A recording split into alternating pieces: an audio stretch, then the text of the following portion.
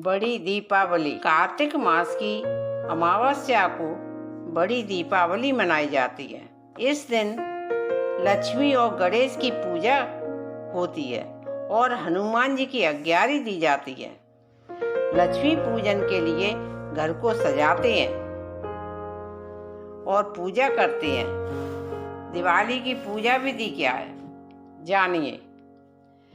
प्रातःकाल उठकर नित्य कर्म से निवृत्त होकर स्नान करें।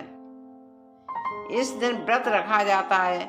जहाँ तक हो सके भोजन नहीं करना चाहिए। एक साफ चौकी लें और उस पर स्वास्तिक बनाएं। चौकी पर भगवान लक्ष्मी और गणेश की मूर्तियां स्थापित करें। मूर्तियों के सामने चावलों की ढेरी रखें और इस ढेरी पर जल से भरा हुआ कलश रखें। लक्ष्मी जी और गणेश की मूर्तियां इस प्रकार रखें कि उनका मुख पूर्व व फिर पश्चिम में रहे। लक्ष्मी जी को गणेश जी के दाहिनी ओर रखें। लक्ष्मी जी और गणेश जी की मूर्तियों के सामने बैठकर हाथ में जल लें और शुद्ध मंत्र का उच्चारण करते हुए उसे मूर्ति पर परिवार के सदस्यों और घर में छिड़कना चाहिए। फल फूल मिठाइयाँ दूर्वा गुड़ घी चंदन पंचामृत खील बतासे फूलों की माला आदि सामग्रियों का प्रयोग करते हुए विधि विधान के साथ माँ लक्ष्मी और भगवान गणेश जी का पूजन करें और साथ ही साथ देवी सरस्वती और कुबेर जी का भी पूजन करना चाहिए। पूजा करते समय 11 छोटे दीपक जलाएं और एक बड़ा दीपक जलाएं। सभी छोटे दीप को घर के हर कोने पर रखना चाहिए और बड़े दीपक को रात भर जलता हुआ घर के पूजा स्थान पर रख देना चाहिए।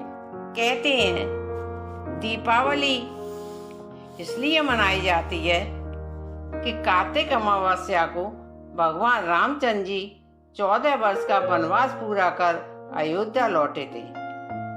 अयोध्या वासियों ने श्री रामचंद्र जी के लौटने की खुशी में दीप जलाकर खुशियां मनाई थी। इसी याद में आज तक दीपावली पर दीपक जलाए जाते हैं और कहते हैं कि इसी दिन महाराजा विक्रमादित्य का राज तिलक भी हुआ था।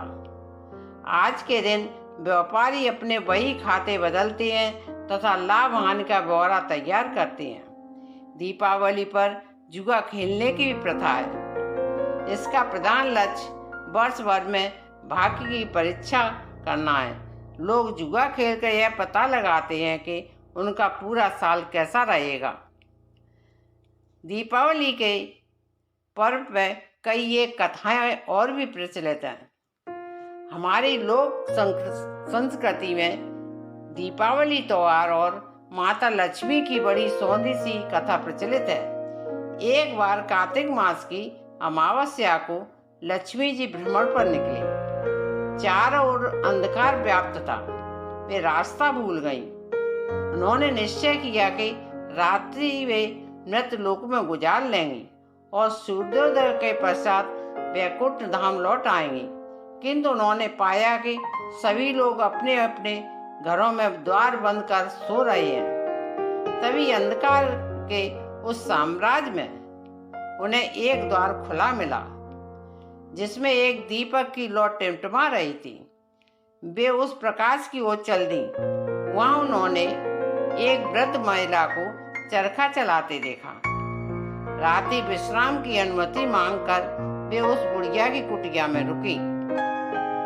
वृद्ध महिला लक्ष्मी देवी को बिस्तर प्रदान कर पुनः अपने कार्य में व्यस्त हो गई। चरखा चलाते चलाते वृद्धा की आंख लग गई। दूसरे दिन उठने पर उसने पाया कि आदित्य महिला जा चुकी है, किंतु कुटिया के स्थान पर महल खड़ा था। चारों धन दान रत्न जेवरात बिखरे हुए थे। कथा की फलश्रुति यह है कि माँ लक्ष्मी देवी जैसी उस वृद्धा पर प्रसन्न हुई वैसी सब पर हों और तभी से कार्तिक अमावस की रात को दीप जलाने की प्रथा चल पड़ी। लोग द्वार खोलकर लक्ष्मी देवी के आगमन की प्रतीक्षा करने लगे। दूसरी कथा। एक साहूकार की बेटी थी। वह रोज पीपल को सींचने आया करती थी। पीपल में से लक्ष्मी जी निकलती और चली जाती थी।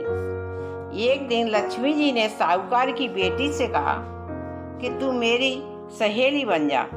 तो लड़की ने कहा कि मैं कल अपने पिताजी को पूछकर आऊंगी, तब कल सहेली बन जाऊंगी। घर जाकर उसने अपने पिता को सारी बात बताई। तब उसके पिता ने कहा कि यह तो लक्ष्मी है और हमें क्या चाहिए, तू सहेली बन जा। दूसरे दिन साहूकार की बेटी पीपल सींचने गई और लक्ष्मी जी की सहेली बन गई। एक दिन लक्ष्मी जी ने साहूकार की बेटी को जीमने का न्योता दिया। जब साहूकार की बेटी लक्ष्मी जी के यहाँ जीमने गई तो लक्ष्मी जी ने उसको ओढ़ने के लिए साल दुसाला दिए। सोने की चौकी पर बिठाकर सोने की थाली में अनेक प्रकार के व्यंजन खिलाए। जब साहूकार की बेटी खा पीकर अपने घर के लिए चलने लगी तो लक्ष्मी जी ने पकड़ लिया और कहा, मैं भी तेरे घर जीमने आऊंगी। तो उसने कहा, अच्छा आ जाना। घर आकर वह रूठ कर बैठ गई। साहूकार ने पूछा, बेटी क्या बात है? तो उसने लक्ष्मी जी के जीमने वाली बात बता दी। तो साहूकार ने कहा, लक्ष्मी जी तो भोजन करने आएंगी और तू उदास होकर बैठी है। तो साहूकार की बेटी बोली, पिताजी लक्ष्मी जी ने तो मुझे इतना दिया, बहुत सुंदर भोजन कराया, मैं उन्हें किस प्रकार खिलाऊंगी? हमारे घर में तो कुछ भी नहीं है।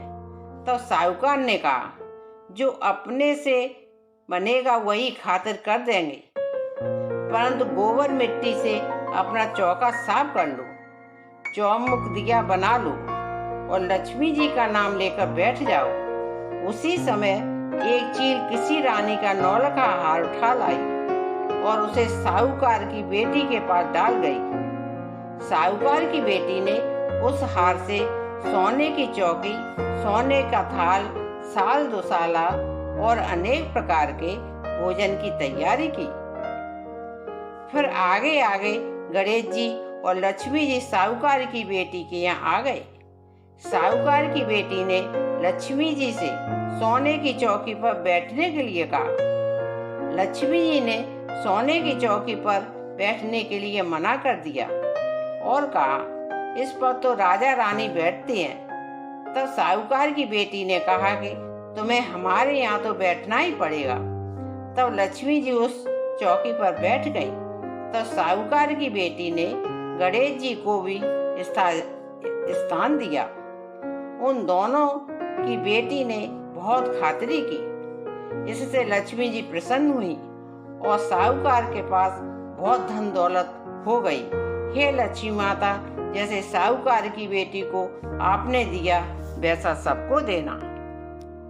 जय हो लक्ष्मी मैया की, जय हो गणेश भगवान की, जय हो विष्णु भगवान की।